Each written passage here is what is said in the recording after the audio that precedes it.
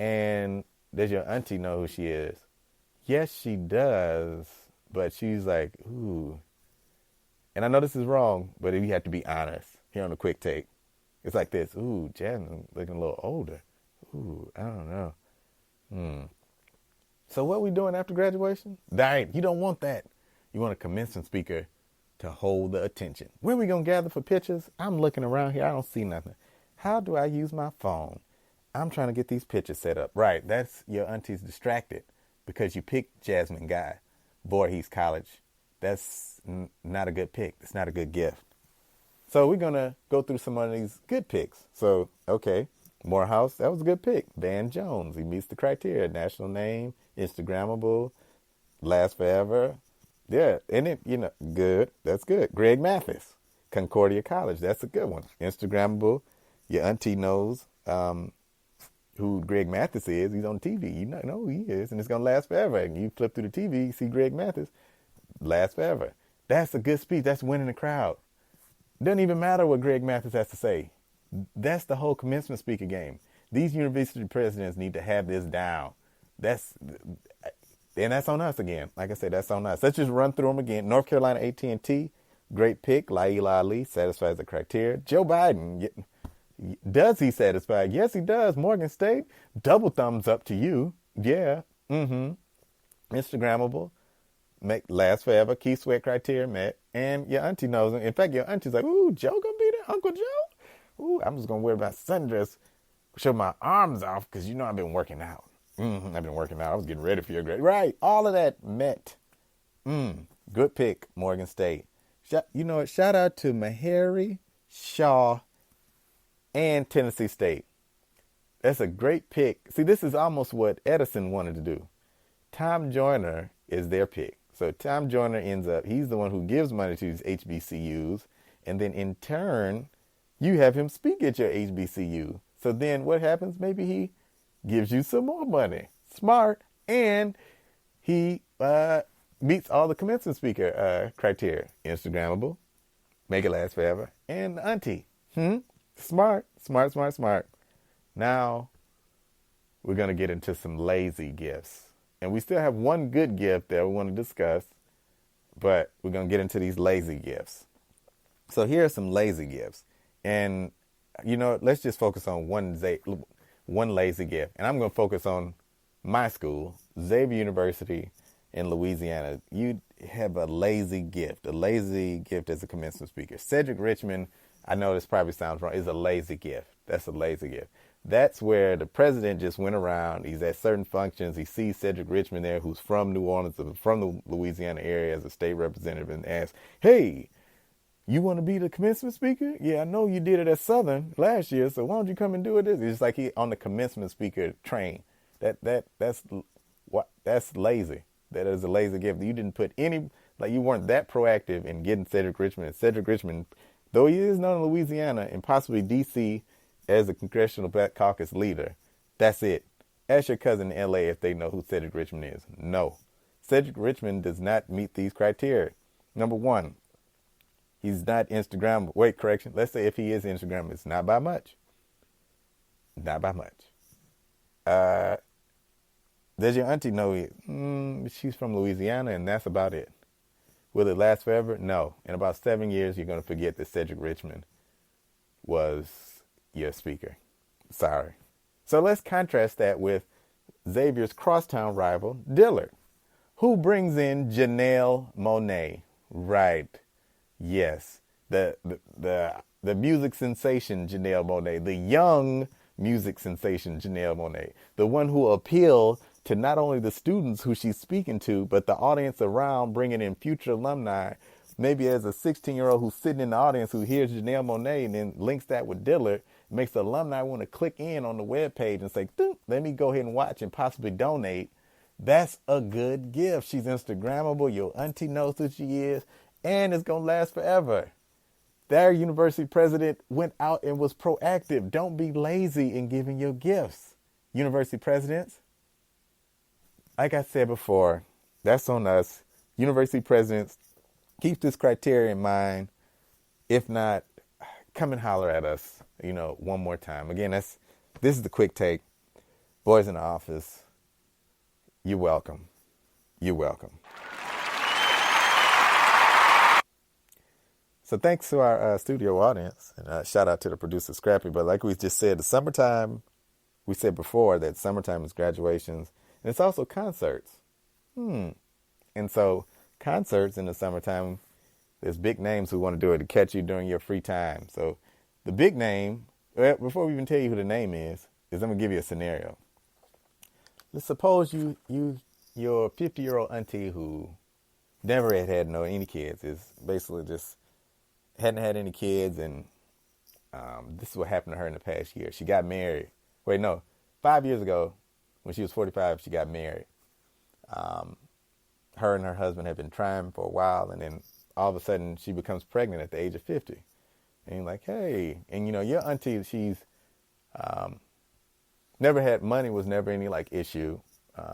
She basically, let's say she had this big trust that she already had, so she never had to worry about money. And so she's never had to worry about money. She's married. And then she tells you, hey, guys, guess what? I'm pregnant. And everybody's like, what? Wow, 50. Okay, that's good. So keeping it going, you say, all right, your auntie never had to worry about money, but she really enjoyed dancing. She was like a great dancer for a lot of musical acts, including Jagged Edge. Just throwing that in there. Okay, so then she's like, she tells you, I'm thinking about going back on tour. She tells you this, but then she says, you know what? I'm pregnant, so I can't go back on tour with Jagged Edge. All right, keep following me.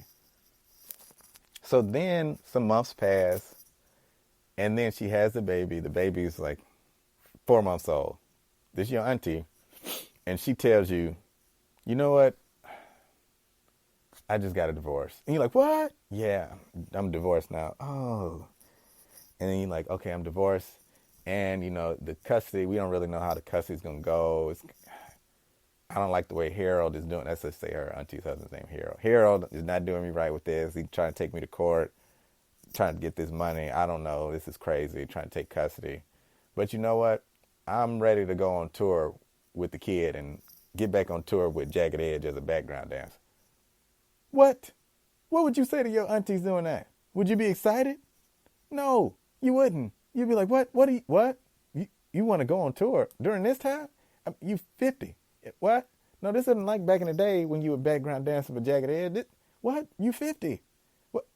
So the question that we pose here at, the quick take here with the boys in offices.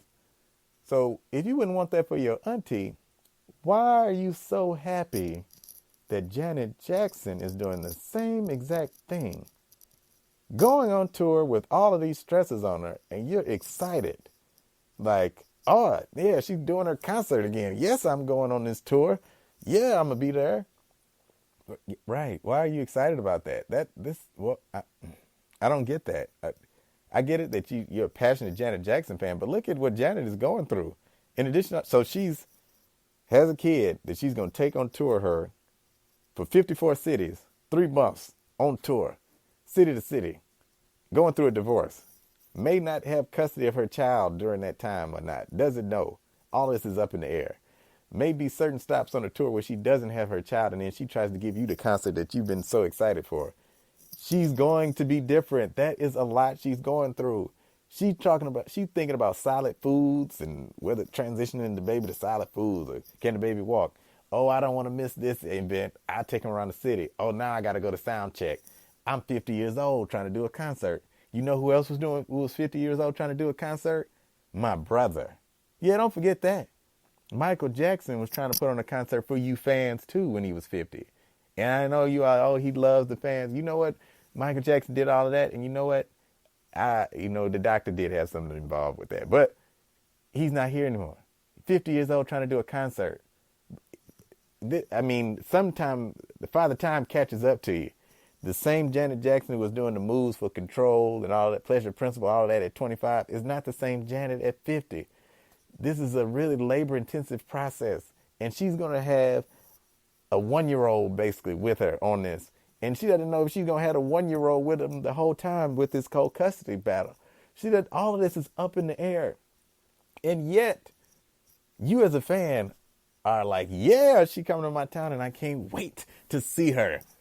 You wouldn't want that for your auntie. You wouldn't. And I know, here, I know the counter to that is, that's what she loves to do. She's happy doing that. You live your life.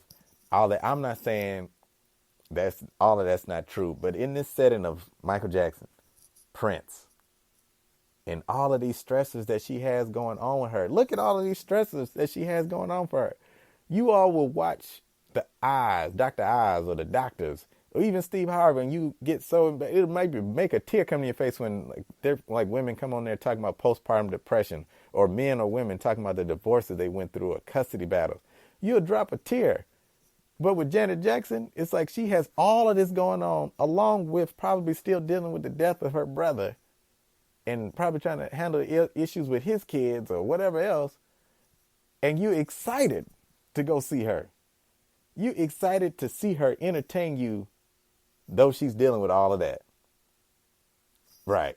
So all of that she's going through, and you excited, you happy, like, yeah, I want to see this. I want to see you entertain us through all your struggle. Am I telling Janet what to do? No, I'm not. I'm just telling, hey, maybe Janet, push it back. Enjoy your child's first year. Money is not an object. Enjoy all of those moments, because you don't want stuff to be interrupted by a sound check or going in a plane ride, but maybe that's the life you live. And, the counter is, hey, you didn't say nothing when Madonna did it or Chris Rock's doing it right now. Are they dealing with all of this? And are they doing as intense a concert as Janet is going to try to bring to you, the fans? I'm just saying that that's a lot to ask of Janet. And you as a fan, I don't know why there should be. I'm not telling you to be sad, but I mean, I don't know why you could be excited. You wouldn't be that if your auntie gave you the same. If I gave you the same auntie, if that was your auntie, would you be excited? Like I said, all of that Janet's going through. I don't know if, in addition to that maybe Reeby's hitting her up like, hey, maybe I could do Centipede when you come to St. Louis. I don't know. I don't know if Jermaine's hitting her up like, yeah, I got this new grease I'm trying to put out, and I think I should be one of the major sponsors for your concert. I don't know. All of that's a lot of stress on a 50-year-old woman.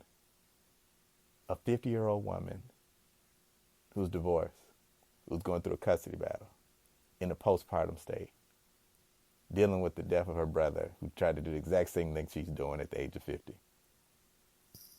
And you're excited to go see her. Hey, I'm just asking. Boys in Office, and that's the quick take. Yep, right. Like we said, we still in this summertime. It's still summertime. And as we transition from music to sports, in the news, or not in the news, is we have our own setup, have a Colin Kaepernick unemployment countdown going on, where we're seeing how many days it will be until Colin Kaepernick indeed finds a job. And right now, it's at 131. Colin Kaepernick, what you would have to say that there's 32 teams and there's 64 quarterbacks out there, he would have to be at least like one of the top 64, I'm guessing. I don't know. He probably would be better than Chase Daniel, who's thrown 3 passes in 2 years. And yet he has a solidified job as the Saints backup. Right. He has to be better than Josh McCown, who's the quarterback for the Jets right now, who's been basically backing up everybody, and basically a journeyman quarterback, but he's the starter for the New York Jets. So let's just focus on that one right there. So Josh McCown is probably right now in the starter position for the New York Jets. So Colin Kaepernick, 16 touchdowns, 4 interceptions. Now, the team only did one game, but can you name a running back on that team? Okay. Can you name a receiver? Can you name an offensive lineman? Right. What was he working with? Okay. But he still did 16 touchdowns and 4 interceptions. 16 touchdowns, 4 interceptions. Josh McCown is the starting quarterback right now for the Jets. Josh McCown's owner is one of the biggest contributors to Trump. So to the Jets franchise, they decided to have Josh McCown rather than Colin Kaepernick, 16 touchdowns and 4 interceptions last season. That's how this whole setup is going, where